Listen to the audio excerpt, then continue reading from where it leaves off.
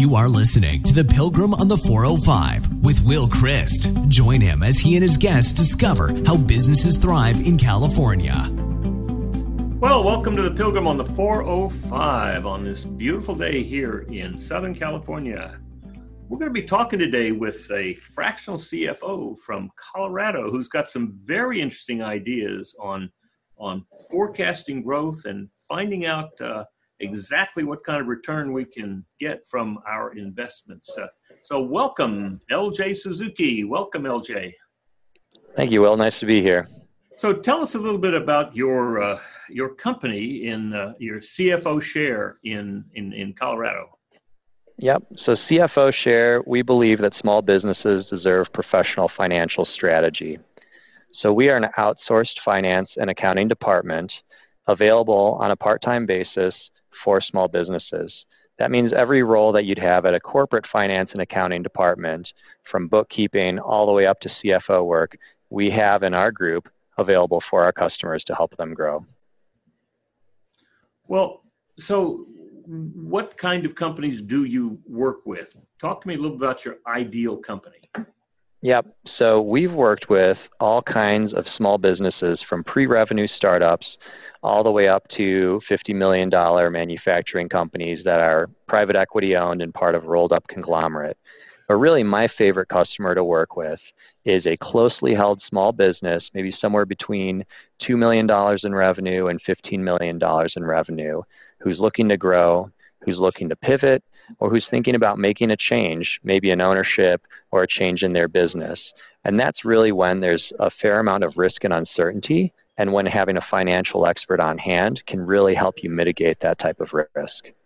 And so now is your work done face-to-face, or is it generally done remotely? Yeah, good question. So we are here in Denver, Colorado. We have quite a few customers here in Denver that I like to meet face-to-face. However, we work nationwide, and so the majority of our customers, we work entirely remotely.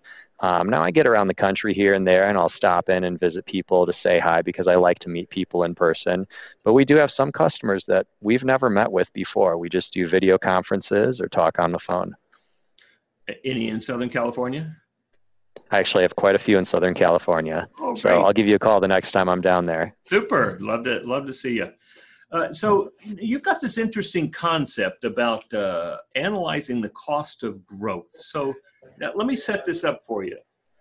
As an EOS implementer, I work with lots of companies, and every one of them wants to grow. I mean, that's part of why they get involved with the entrepreneurial operating system is they've been hitting the ceiling, something's going on, that they're not getting what they want from their business. And so they're looking for a system. We give them a system, and they're always looking to grow. So when we look at, what's your 15-year, 20-year, 25-year target, it's generally a multiple of where they are right now. And so we're continually looking at how much revenue they got at the end of the year. That's one goal. The second goal is what kind of profit did we get? And so that whole idea of profit, I suppose from a family ownership, profit might be how much money were we able to sock away into the bank. But from a company that wants to grow, they're always investing that profit in the company. And I help leadership teams to recognize that their profit is really before they make all of those investments. Mm-hmm. But what I'm hearing from you is that there are tools to be used to help people decide where they want to make their investments and what they can expect from the returns on investment. Is that right? Correct. And in the finance world, we've talked about return on investment before when it comes to a financial investment. So we think about it when purchasing stocks, for example, for our own personal retirement accounts. What's the return on investment? And in the business world, we'll think about what's the return on investment for purchasing machinery or purchasing a new warehouse or something like that. But I want people to start thinking about what's the return on investment from hiring a salesperson. What's the return on investment from purchasing a Google pay-per-click advertising campaign? What's the return on investment from updating the SEO on my website? And in the past, marketers might have told us, well, it's impossible to measure this ROI, or salespeople would have told you, well, you just look at the revenue that I bring in, and if it's greater than my salary, then you're doing well. And we've come up with some more sophisticated ways to do that I would challenge entrepreneurs to start thinking about, okay? This is something that once you figure out how to calculate this ROI, you can start building it into your forecast. You can start building it into your budget. And you could say, hey, we're going to grow our revenue 20% this year, although we're expecting our profits to go down because we're making these investments. But we know these investments are going to pay off because we've done the math on it. So this is a concept that has been pioneered originally by the software as a service industry. And they started looking at it in a very basic way through what they call the golden ratio. You can Google the golden ratio and you'll see it's the ratio of customer lifetime value to customer acquisition cost. Okay. Customer acquisition cost is fairly well known and fairly well managed. It's something that if you hire a marketing team to do your advertising or your social media, they will probably be measuring themselves on that metric. And that is basically your total sales, advertising, and marketing expense divided by the number of new customers that you got during that period. That was the cost for you to acquire one customer. Great. So that's the cost of the machinery that you're buying to grow your business. But what's the ROI that you're going to get on that machinery? That's where the other piece of the ratio comes in, lifetime value. And so lifetime value is the total profits that you get from a customer during that customer's life.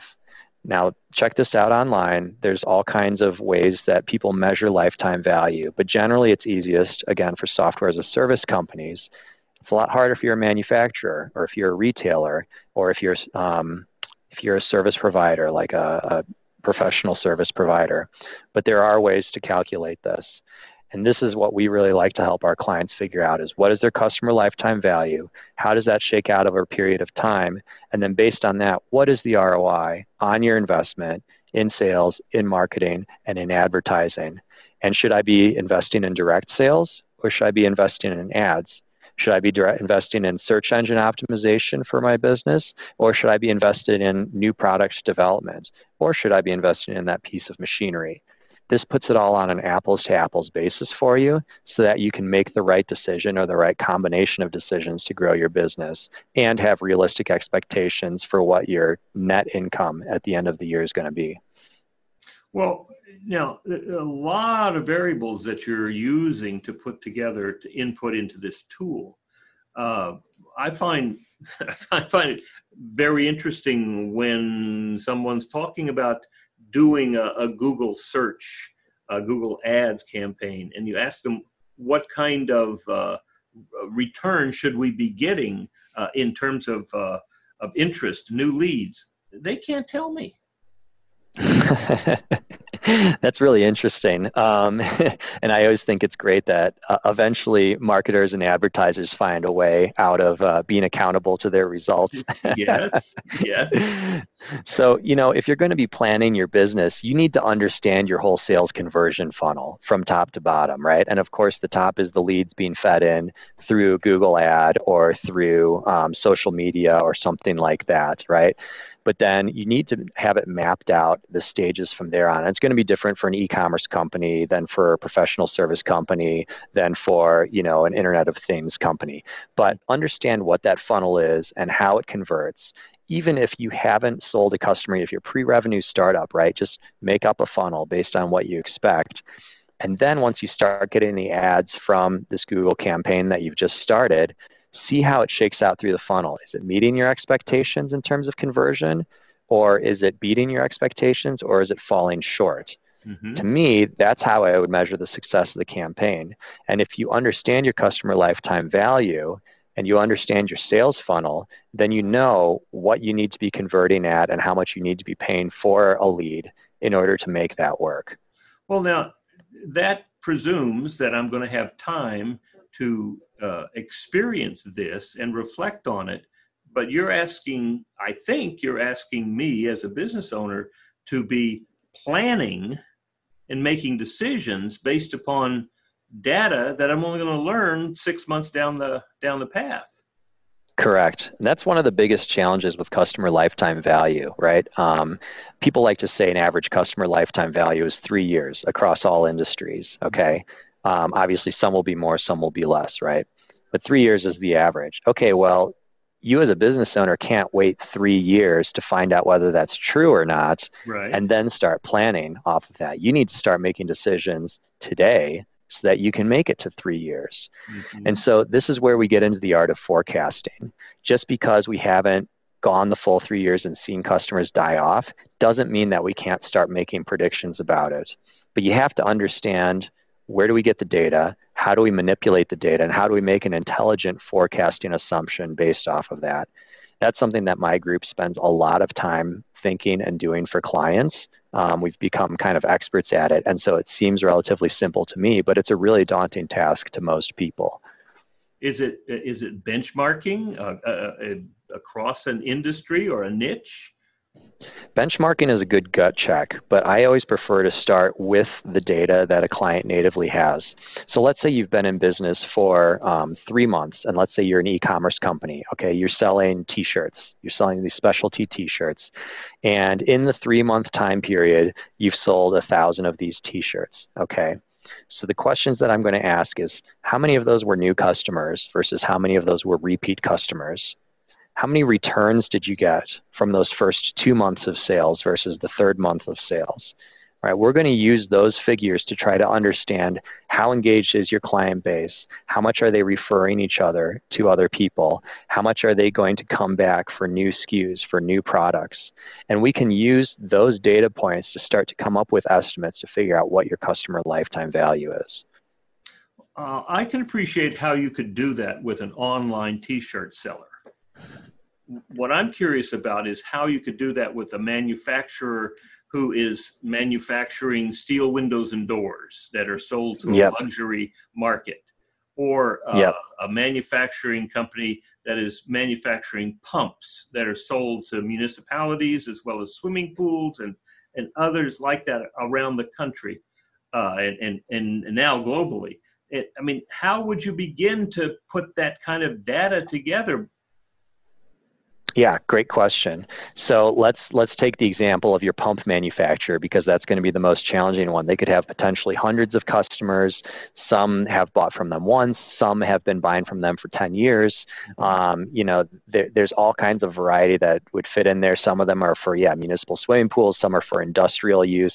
Some of them might be going over to Africa. Okay. Right. So those are really wide-ranging different customers. And to come up with an average on that is very challenging. So what we actually start to do is we start to segment customers into groups, okay? There's going to be the high usage people, the people that order every month. Maybe they have open accounts that, they just send them aggregate invoices once a month because there's so much that's going through. Then they're going to have, the one and done people that use them once and never come back again. Maybe international is going to be a different segment. It's going to depend on the business, and we're talking hypothetically here, so we'll just use this as an example in our heads. Sure. But once we've split up the customers and we've got an order history to work off, we start to run statistics on those customer groupings and understand, okay, how does this group behave? How does this group behave? These one and done people, where did we get them from? Did they just look us up in the yellow books, or were they referred to us by somebody else? Or maybe we were doing outbound calling for a while and that's how we got them. And you start to see patterns about where people came from, how they engage with you, what their behavior is, what products they're interested in. And it's those patterns, once you recognize those patterns, that's what allows you to start making forecasts about customer life. And that's what reveals the strategy that's behind that to say, hey, screw the yellow pages. We're not getting good customer leads out of there. These are all the one and done people. Our good customers are coming from direct outbound sales. So we need to hire more salespeople. And here's the numbers that prove it. And here's the ROI we're going to get out of that. So I, as a business owner, am willing to invest $200,000 into new Salesforce this year because I know it's going to pay for itself. But it all begins with taking that step back and looking at the business and saying, let's understand our customers and let's understand the data we have about them. Well, I'm going to throw in a little hook here, because let's suppose that manufacturer is actually selling through 200 different representatives. that are not on the payroll. Yeah. So yeah. And so how does that affect the cost of growth analysis? Yeah, well, it's going to depend on what we have. If our customer in our books is 200 different sales representatives, then that's the information that we have. And our sales representatives are our distribution channels. Yes. So if you've got, 30 that are rock stars, 150 that are okay, and then 20 that are underperforming, I'd say let's talk to your vice president of sales and show him that distribution and say, hey, tell us about these people. What is it about them, right? With these 30 rock stars, what do they do? Where are they from? How long have they been with the company? What is it about what they do that makes them special? And I guarantee you the VP of sales knows the answer to that, right? Mm-hmm. And when he gives us that information, when we mix the qualitative information with the quantitative information, that is the intersection where strategy occurs. Mm-hmm. All right. And that's what you're talking about in terms of strategy comes off of your analysis about the cost of growth. Right. The cost of growth is a quantitative tool, and quantitative analysis is extremely important in terms of making objective decisions, but qualitative analysis is also very important. And without both of them, you're kind of driving with just one headlight on, So this tool needs to be interpreted and communicated to the management team, and the management team needs to have an input on what goes into the tool. And that iterative process creates a conversation that aligns people and drives a smarter, more sophisticated strategy and allows everyone to walk out of the room marching in the same direction. Well, that's interesting because that's exactly what EOS promises, is to have fantastic. Every leader and ultimately everybody in the organization rowing in the same direction. All know exactly where we're critical. Going and how we're going to get there. Yeah. Yeah. Yeah. And this is a tool that would refine that vision. Correct. Yeah. And I can make a spreadsheet say anything, right? But if people don't believe it and they don't follow it, there was no point in doing the exercise. Mm-hmm. So to me, the most important part of delivering an analysis or a tool to a group of people is getting them to understand it, accept it, enjoy it, and use it. Mm-hmm. All right. So how do we introduce this to companies? 5 million to you're thinking about companies that. Well, tell me about the smaller companies. $1 million company that wants to become a $5 million company. How will this affect them? Yeah, great question. So I can actually give you a smaller example. I have a customer who right now is earning $15,000 a month in revenue. Okay. He's an app developer, and he's created an app that is out on the store that, you can get it for $10 a month or $80 a year, something like that. So he's got, not that many subscribers, and he's deliberately not growing very quickly right now because what he's doing is he's trying different advertising strategies. He's trying different things in terms of offering a 7-day trial, not offering a 7-day trial, making people enter their email address. Some people pay through the credit card. Some people pay through the app store. He's trying all these different things. And with each experiment, we are plotting the customer acquisition cost and the lifetime value of that customer. And we're looking at which one has the most favorable ratio. Which one has the highest retention rate? Which one do customers pay the highest price per month or sign up for premium products? And he's happy staying at $15,000 a month in revenues and losing money every single month because he is learning so much from these experiments. And once he's got it totally dialed in, he's going to take his $500,000 in cash reserves and dump it into whichever channel or whichever strategy it is that's going to get him the most efficient and most effective growth. And then he's going to start making money. So that's an example of how somebody that's almost a pre-revenue startup can use a cost of growth analysis to really educate what they're doing so that they're spending their precious capital in the most effective way. Well, that sounds to me like the kind of task that a marketing division should be doing. So the marketing division typically looks at the first half of the equation, your customer acquisition cost. and they'll say, okay, great, I want to get you customers for as cheap as possible. And on the surface, that seems like a very reasonable goal, right? If you can spend as little to get customers, then you get a higher ROI when the customers actually spend. You don't have to recover as much in that expense.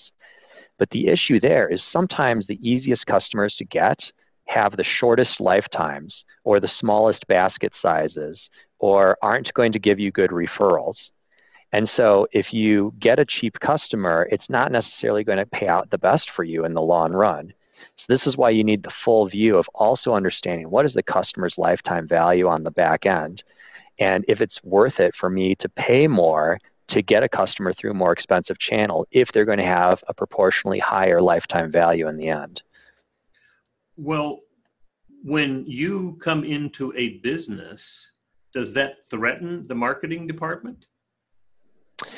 Good question. So it depends. Typically, marketing teams aren't looking at the lifetime value side of things anyways, and they don't want to look at the lifetime value side of things. They're mostly care about getting new customers in the door.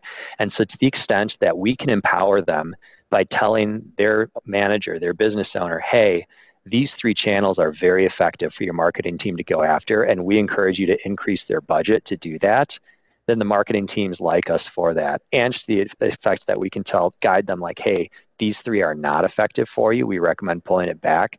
They're happy because we can get them better metrics for that. So to the same extent that you have to get alignment in the full management team for what you're doing, it's the same issue in the marketing department. Huh. Well, that's valuable. That's very valuable. So how do you go about finding companies that invite you in? Yeah, so nowadays, we actually don't really have to find anybody. They're mostly finding us. We get a lot of referrals, get a lot of inbound traffic over the internet. And typically, the companies we're looking at are companies that you're working with too, right? They're small businesses that are looking to grow. And maybe they've hit a limit that they're having trouble getting over. Maybe they've just closed a fresh round of investor capital, and they want to make sure that they deploy that fresh capital in a really smart and effective way. Or, maybe they've just been coasting for several decades and enjoying the lifestyle business, but they realize that things need to change because their market is shrinking or their market's shifting, or they want to sell the business and it's not worth anything if it's a stagnant business. So those people usually come find us and they say, I need help budgeting this growth. I'm not sure if I have enough money to invest in the sales force. I'm not sure if I have enough money to pivot into this new market. I'm not sure how to plan this, right? When can I hire people? And those are all questions. If you're asking yourself that, you probably need a cost of growth analysis worked into your budget and your forecast. So I'm curious about what kind of time does a leadership team need to invest? What kind of resources? And, if you can help us to understand what kind of cost is there going to be here? Yeah. No, those are all great questions. Okay. So, like so many things, right? Like you kind of get what you put into it. Mm-hmm. We can crunch numbers all day long, but ultimately we need you as the business owner's expertise and your management team's expertise in how the business functions so that we can build the models correctly. So a typical project would look like us having a kickoff meeting to learn about the basics of your business, review your historical financials, and then understand what data systems you work with. Maybe you've got an ERP system, maybe you've got a different inventory system, maybe you're entirely online on cloud-based integrated platforms that all dump into a central database somewhere. So we understand what that is, we go mining through the data, and then we try to make sense out of it. That whole project of making the sense of the data, building the model, talking to the team about it, talking to the management, coming back, modeling, talking to management, coming back, usually takes about 2 to 3 weeks. And we'll finish that 2 to 3 week cycle and present them with, hey, here's what we've found. Now, the view is never complete, right? Because it's business. Business is never complete. There's always a next step. There's always more to go after. But you get to an 80-20 where it's like, we have a bunch of new information. It's time to socialize it. Talk about that, what that means for our strategy, and then talk about next steps from there. Sometimes it's just we share the information. It's good to know. and the team takes that and moves forward on their own. Sometimes this is really good and it's changing, so we need to keep updating this on a monthly basis. So then we'll continue to maintain that model once a month and have a meeting and talk to people about it. And sometimes the answer is, hey, this is radically different than how we've seen the world in the past. And because it's radically different and because it's innovative and useful, we need to update our forecast to include this. We need to update our budget to include this. We need to update some KPIs or some other tools that marketing are using so that we have good visibility of this as we continue to move forward. And so then that rolls into other projects where we assist with that. Now, generally speaking, the price, the cost to the customer is going to depend on the complexity of the customer. We've done this for as low as $2,500 for some of our smaller startup clients.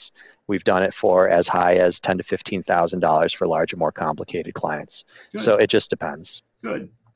And the value that they get from this would be a mini multiple of the cost.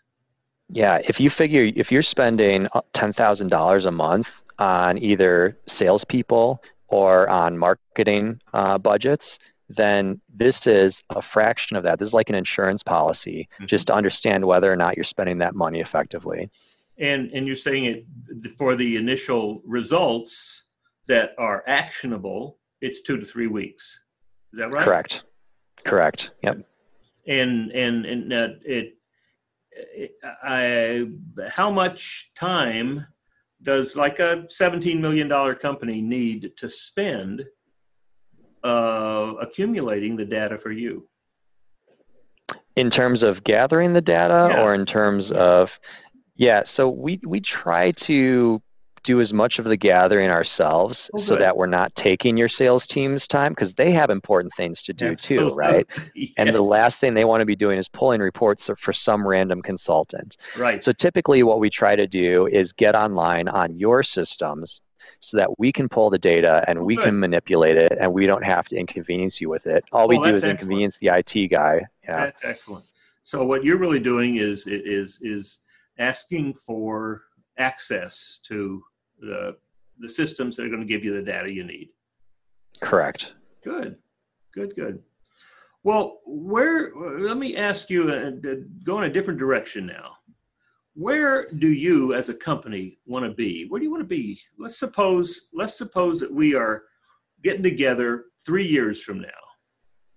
And you're looking back on this 3 years and you're saying, wow, I'm really pleased with the progress we've made.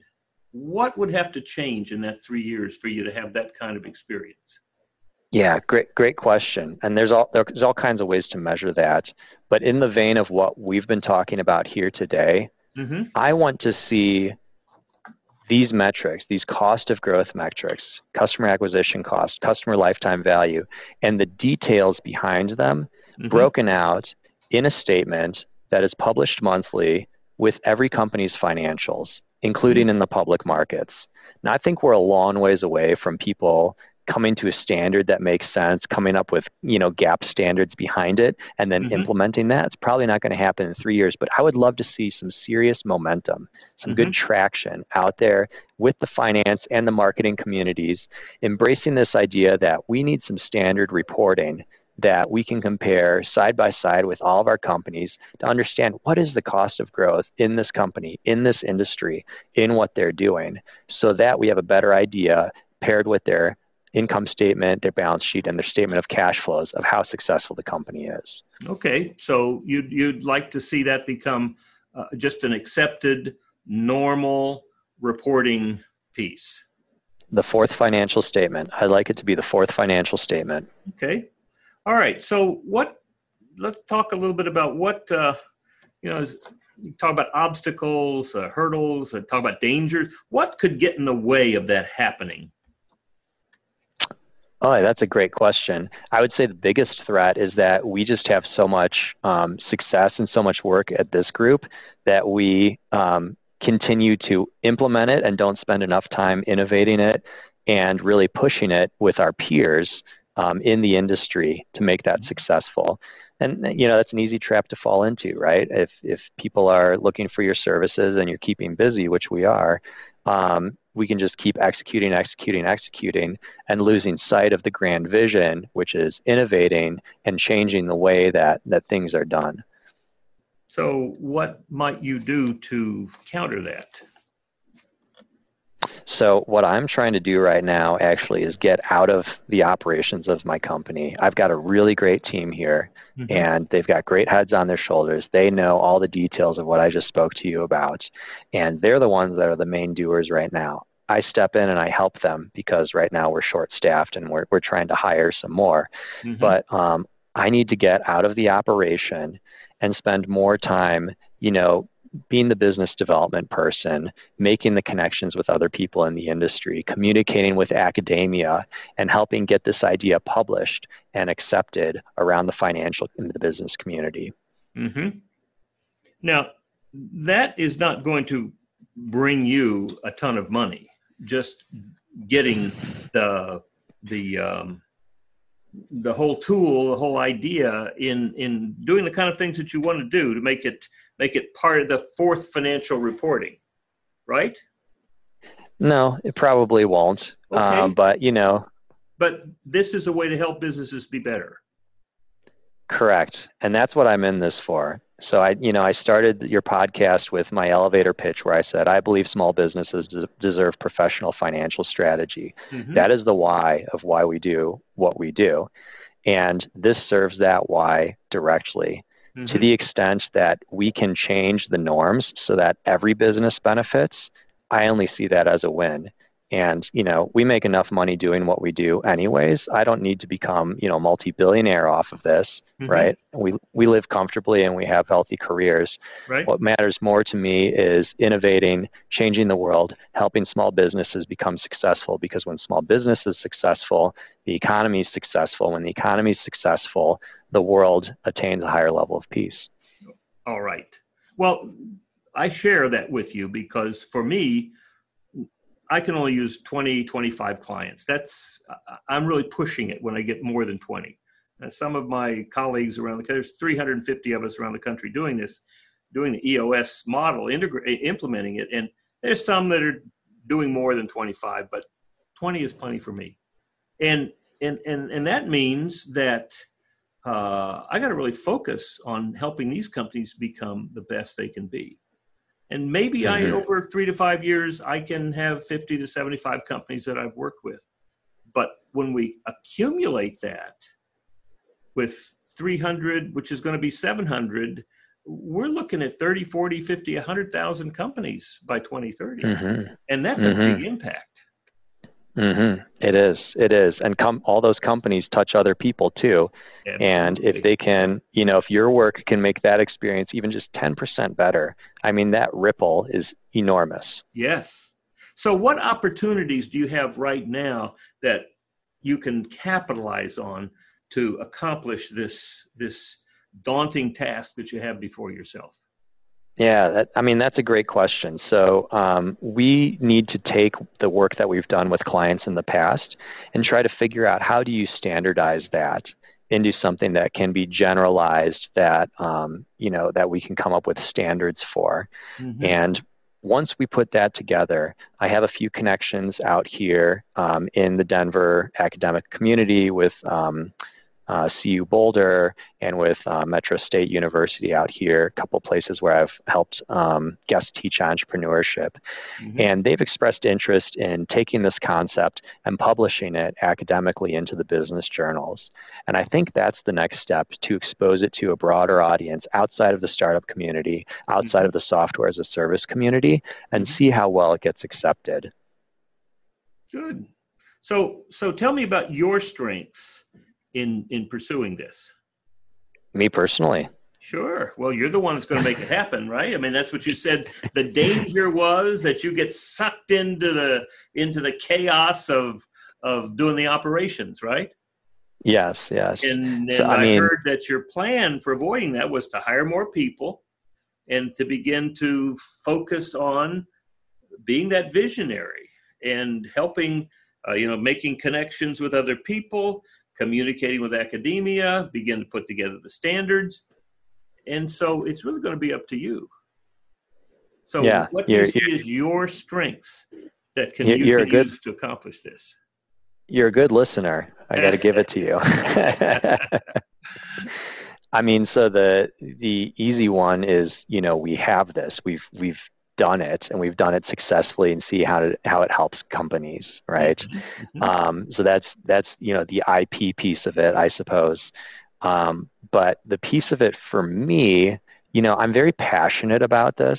And we touched on that a few minutes ago when we were talking about the why. Why would I do this if I'm not trying to make a lot of money out of it? Mm-hmm. I'm passionate about it. And that passion gives you a lot of energy and a lot of stamina to pursue something that maybe is innovative. And so it doesn't always please everybody, or doesn't always get quickly accepted. Mm-hmm. I think also, I bring a lot to the table in terms of being able to take very complex ideas, especially complex financial ideas, and boil them down into relatively plain English that any business person can understand. And that's a special skill set within our community, because numbers people generally aren't the best communicators. It's, a left brain, right brain kind of thing. And I do bring that piece of it to the table. Mm-hmm. So do you want any help with this? I'll take as much help as I can get. Yes. Good. I'm always happy to forge alliances with this. Are you interested? Good. Well, I can certainly introduce you to clients here and allow you to, what I'm hearing is that you don't need new clients, that you're not going to push them away, but that what might be really helpful to you is having the interaction with business owners and financial people in those businesses, so that you can have that conversation with them and refine, reinforce, and capture the communication that you want to do to begin to spread it around. Yeah, certainly. We're pretty busy right now, like I said, and we're going to keep on growing, so I'm always happy to talk to new clients, although we're not aggressively going out with marketing campaigns right now trying to grab them. Mm-hmm. But that is the way that this idea is going to spread, is by exposing it to people kind of one at a time, little by little, bootstrapping it up, if you want to take it that way, right? And once we've standardized it and packaged it and found a way that, it can be understood by all industries, then we start spreading the word on a much more massive scale. Mm-hmm. Mm-hmm.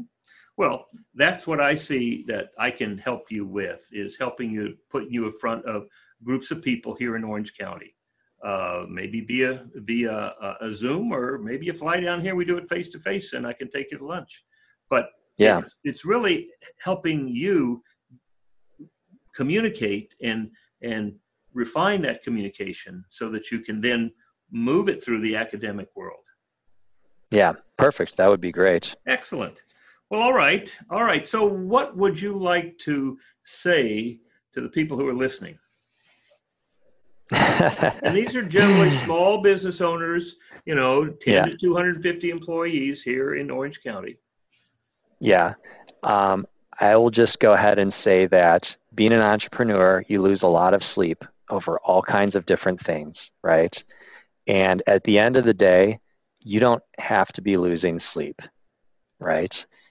Losing sleep comes from uncertainty, it comes from worrying, it comes from anxiety, and a little bit of planning and a nice, reliable team that you trust helps quell those types of things. So never be afraid to reach out and ask for help, whether that's to someone else on your team, one of your advisors, a family member, or a professional like our organization. Well, if somebody wanted to talk to you, how would they get in touch with you? Best way to get a hold of me is to go to CFOshare.org. From there, you can do one of two things. You can send a message through our box, and that will go directly to my inbox. Or you can even schedule a meeting on my calendar at a time that suits you as well. It'll book directly on, and you and I will be in touch before you know it. Excellent. Well, thanks a lot. This has been a very informative and interesting conversation, and it's just another way to show how businesses in California can thrive. Thank you, Will. It's been my pleasure. Good. You've been listening to The Pilgrim on the 405 with Will Christ.